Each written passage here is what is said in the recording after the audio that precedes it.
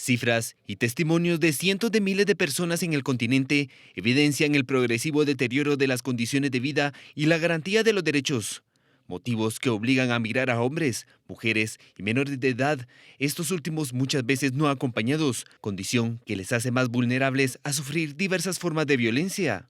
Durante el noticiero a las 7:30 am de Canal Antigua analizamos este tema y estas son las opiniones. Bueno, la coalición lo que presentó fue de alguna manera una situación generalizada en el continente, que como bien sabemos es muy diverso, nuestra región es muy diversa en toda su extensión, pero sí hay un factor común que es cómo afecta diferencialmente a las personas migrantes, refugiadas y solicitantes de asilo las distintas crisis que se suceden en nuestros países. La pandemia profundizó las brechas y desigualdades que golpean con mayor fuerza. La crisis sanitaria ha dejado efectos colaterales de orden político, económico y social que impactaron el continente. De alguna manera la pandemia permitió visibilizar estas brechas y desigualdades que afectan más a las poblaciones en condiciones de vulnerabilidad. Y por un lado, como bien decías, en algunos casos puede haber movilizado a las personas a desplazarse, puede haber sido un factor que influyó en la mayor movilidad de personas, pero por otro lado, el fenómeno migratorio es un fenómeno constante y permanente en nuestra región y fenómenos como como la pandemia no lo detienen, sino que por el contrario lo que hacen es modificar las condiciones en que se realiza. Vos me preguntabas cómo afectó diferencialmente la pandemia.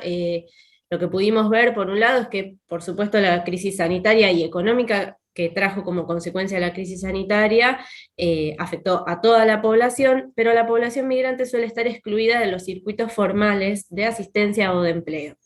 Entonces, incluso en aquellos países donde se pusieron en marcha asistencias económicas por parte de los estados o programas de sostenimiento del empleo o de asignaciones monetarias para paliar la crisis, las personas migrantes y refugiadas suelen quedar por fuera de esos programas, porque la irregularidad migratoria no permite el acceso a estos sistemas o porque los requisitos que se imponen son de permanencia determinada en el territorio. Es habitual que las personas migrantes se empleen en los sectores informales de trabajo por sus condiciones de documentos o porque la necesidad los lleva a diferentes circunstancias laborales.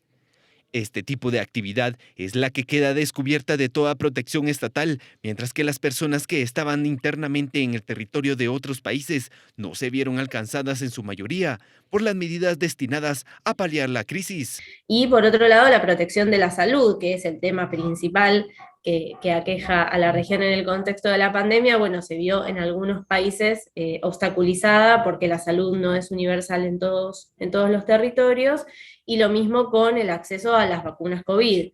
Entonces, si bien entendemos que la crisis de la COVID-19 afectó a todos y todas en distintas medidas, hay algunos sectores que se vieron mayormente vulnerados por las condiciones en las que se encuentran.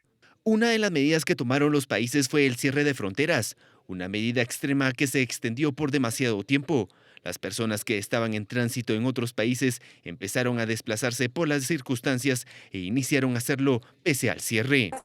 ¿Y esto qué genera? Genera que los tránsitos sean en condiciones irregulares, de modo que el Estado que recibe no tiene control de la situación sanitaria de esa población, o que se encuentren con controles fronterizos muy estrictos, en muchos casos militarizados, que generan que las personas queden varadas en la zona fronteriza sin acceso a los servicios y derechos básicos y sin posibilidades de ser testeadas en su situación sanitaria, de recibir vacunas, de recibir alimentación o medicamentos si los requieren. Entonces, lo que nosotros planteamos desde la coalición a los estados es que se utilizó en muchos casos el cierre de fronteras como medida sanitaria como un pretexto para frenar la movilidad. Lo que muestran los hechos a lo largo de la historia en América Latina, que la restricción del ingreso a los países no detiene la movilidad, la que se produce por otras circunstancias. La gente no se desplaza porque sea fácil, sino porque necesita hacerlo.